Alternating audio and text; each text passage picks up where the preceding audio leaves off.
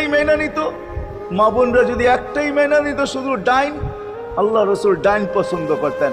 যুবক যদি প্যান্ট পরার সময় ডাইন পাও আগে দিতেন, খোলার সময় ডাইন পাও আগে খুলতেন, শার্ট পরার সময় ডাইন হাত আগে দিত, খোলার সময় ডাইন হাত আগে খুলতো, সর্বক্ষেত্রে যদি ডাইন ব্যবহার করত।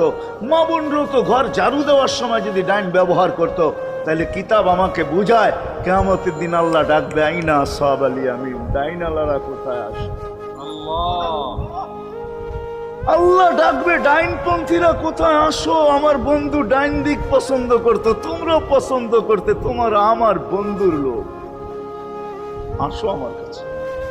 এই জন্য নবীর আদর্শ আলেম ওলামার কাছ থেকে শিখবো তো পাক্কা। আর সবচেয়ে বড় আদর্শ আল্লাহ রসুলের, যেটা আসতে দেরি, আমাদেরকে মেসেজ দিতে দেরি করেন নাই।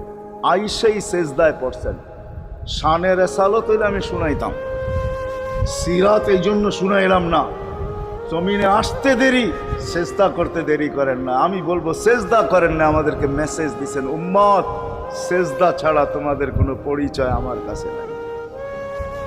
যাওয়ার সময় চিৎকার দিতেছেন আসসালা আসসালা ওমা মালাকাত আইমানুকুম, নামাজ নামাজ নামাজ।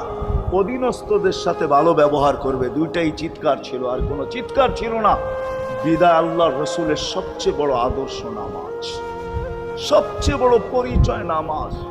আজকের থেকে নামাজ ছাড়বো না, পাক্কা ওয়াদা।